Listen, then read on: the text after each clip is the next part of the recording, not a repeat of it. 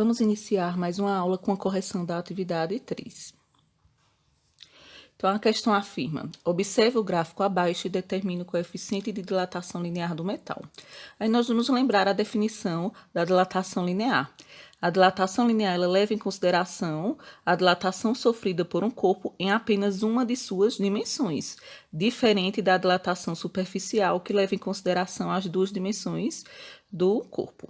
Se vocês observarem o gráfico, ele demonstra a temperatura. Então, esse objeto chegou a 200 graus, então ele foi aquecido a 200 graus, esse metal, e variou o comprimento. Então, ele tinha um comprimento inicial de 200 centímetros e chegou a 200,6 com esse aquecimento.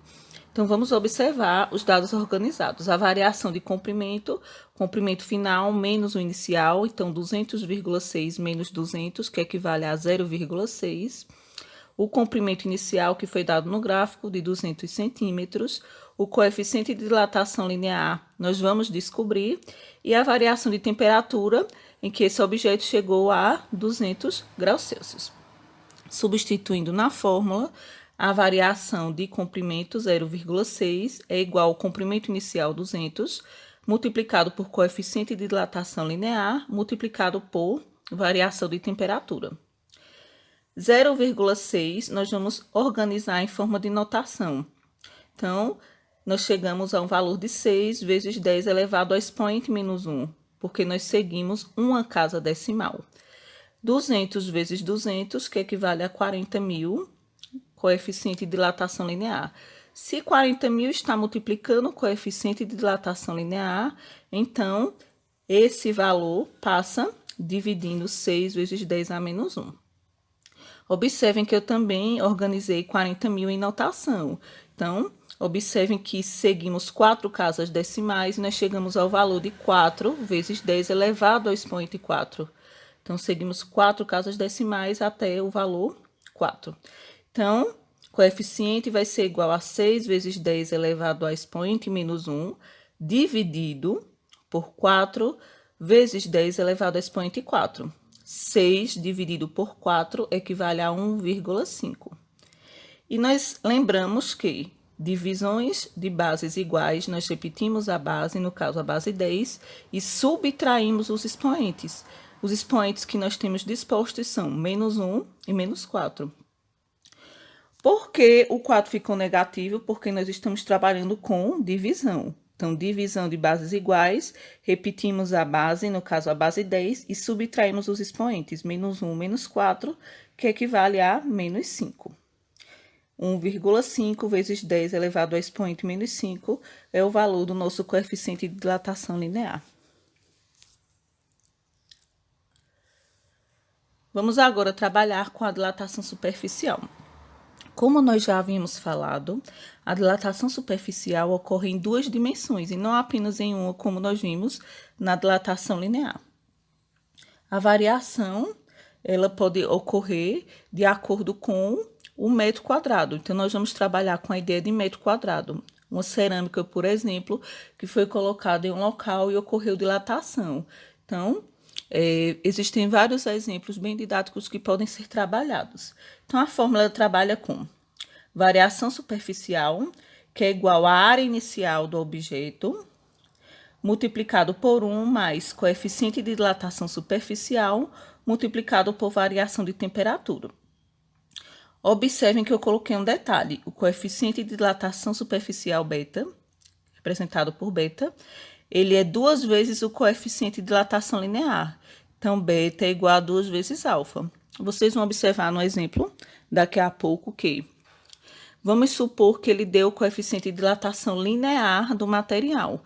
Mas para fazer o cálculo, você precisa do coeficiente de dilatação superficial. Então, você vai multiplicar o coeficiente linear por 2. Vamos observar com o exemplo.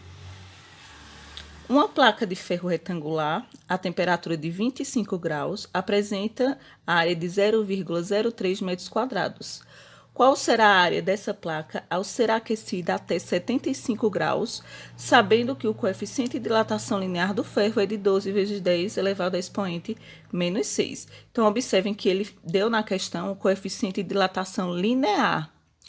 Para a gente determinar o coeficiente de dilatação superficial, para substituir na fórmula, nós vamos multiplicar 2 vezes 12, que equivale a 24 vezes 10 a menos 6. Então, o coeficiente de dilatação superficial desse material é 24 vezes 10 a menos 6. Área inicial da placa, 0,03 metros quadrados, foram dados na questão. Variação de temperatura final menos inicial, 75 menos 25, que equivale a 50. Coeficiente de dilatação linear do ferro foi dado, mas o superficial não. Então, o que fizemos? Multiplicamos 2 por 12, que equivale a 24 vezes 10 a menos 6. E agora, nós vamos substituir na fórmula. Essa variação vai ser igual a área inicial, 0,03, multiplicado por 1 mais 24 vezes 10 a menos 6, multiplicado por variação de temperatura, que foi de 50. Observem que eu organizei dentro do parênteses 24 vezes 50, que equivale a 1.200. Então, 1 mais 1.200 vezes 10 a menos 6. Ainda dá para realizar uma organização desse parênteses. Então, 1.200, se vocês observarem, nós podemos seguir duas casas decimais. Então, nós vamos retirar dois valores aí no expoente menos 6. Então, chegamos a um valor de menos 4. 12 vezes 10 a menos 4. Então, 0,03 multiplicado por 1 mais 12 vezes 10 a menos 4. 0,03 vezes 1, 0,03. 0,03 vezes 12, 0,36 vezes 10 a menos 4. Eu dei uma organizada também em 0,36 vezes 10 a menos 4, onde eu segui 4 casas decimais. Então, o expoente nós retiramos porque nós seguimos 4 casas decimais com esse valor decimal que chegou a 0,000036. Somado com 0,03, nós chegamos à área final da placa de 0,030036 metros quadrados. Eu vou deixar uma atividade para vocês exercitarem.